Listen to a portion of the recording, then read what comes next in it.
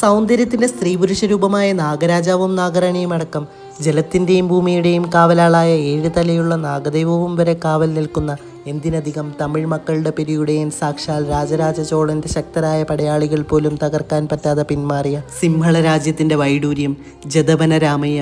ശ്രീലങ്ക എന്ന ദ്വീപരാജ്യത്തിന്റെ പുരാതന നഗരവും ആദ്യത്തെ തലസ്ഥാനവുമായിരുന്ന അനുരാധപുരയിലെ പ്രധാന ബുദ്ധവിഹാര കേന്ദ്രം 93.3 ദശലക്ഷം ചുടുകട്ടകൾ ഉപയോഗിച്ച് 27 വർഷം കൊണ്ട് പണിതീർത്ത ഈ സ്തൂപം തകർന്നു വീണ ഗോപുരത്തിന്റെ കൂടെ കണക്കെടുത്തിരുന്നെങ്കിൽ ഗിസയിലെ പിരമിഡിനേക്കാൾ ഉയരത്തിലായിരുന്നു അത്രേ. എന്നാൽ വിസ്തൃതിയുടെ കാര്യത്തിൽ ലോകത്തിലെ ഏറ്റവും വലിയ പൗരാണിക നിർമ്മിതിയാണ് ജദവന രാമയ്യ. ഇന്നു മാത്രമല്ല, മതങ്ങളും ജാതി വ്യവസ്ഥയും ഒക്കെ വളരെ പണ്ടും അസഹിഷ്ണുത സൃഷ്ടിച്ചിരുന്നപ്പോൾ അനുരാധപുരയിലെ അന്നത്തെ രാജാവായിരുന്ന മഹാസേനൻ ബുദ്ധമതസ്ഥരുടെ മഹാവിഹാര എന്ന കേന്ദ്രം നശിപ്പിക്കുകയും പിന്നീട് തന്റെ തെറ്റുതിരുത്തി ബുദ്ധമത വിശ്വാസികൾക്കായി ജദവന രാമയ്യ പണി കഴിപ്പിക്കുകയുമായിരുന്നു. ഇന്നും മനുഷ്യവാസം നിലനിന്നു പോരുന്ന യുനെസ്കോയുടെ വേൾഡ് ഹെറിറ്റേജ് സെന്റർ കൂടെയായ ലോകത്തിലെ പ്രധാന പ്രാചീന പുരാതന നഗരമായ അനുരാധപുരയിൽ ഇനിയും കാണാനേറെയുണ്ട്. ജീവിതചക്രം പ്രതിപാദിക്കുന്ന ചാന്ദ്രകല്ല്, ശില്പചാരുതയാർന്ന ഗാഡ് സ്റ്റോൺ, ഏറ്റവും പഴക്കം ചെന്ന ബുദ്ധന്റെ സമാധി പ്രതിമ, യഥാർത്ഥ ബോധി വൃക്ഷത്തിന്റെ ശിഖരത്തിൽ നിന്നും വളരുന്ന 2300 വർഷത്തിലേറെ പഴക്കമുള്ള മഹാബോധി എന്ന മരവും, ലോകത്ത് ബുദ്ധന്റെ ഏറ്റവും കൂടുതൽ തിരുശേഷിപ്പുകൾ സൂക്ഷിക്കുന്ന റുവാൻ വേലി സായിയുമെല്ലാം 40 സ്ക്വയർ കിലോമീറ്ററിനുള്ളിൽ ചരിത്ര നഗരിയിലുണ്ട്. സ്തൂപത്തിന്റെ വടക്കുഭാഗത്തായി സ്ഥിതി ചെയ്യുന്ന ഈ ഇരട്ടക്കുളങ്ങളിലേക്ക് ഭൂഗർഭ കുഴലിലൂടെ 3 കിലോമീറ്റർ അകലെ നിന്നും മഴവെള്ളം വലിച്ചെത്തിക്കുന്ന ജലസേചന മാതൃകയൊക്കെ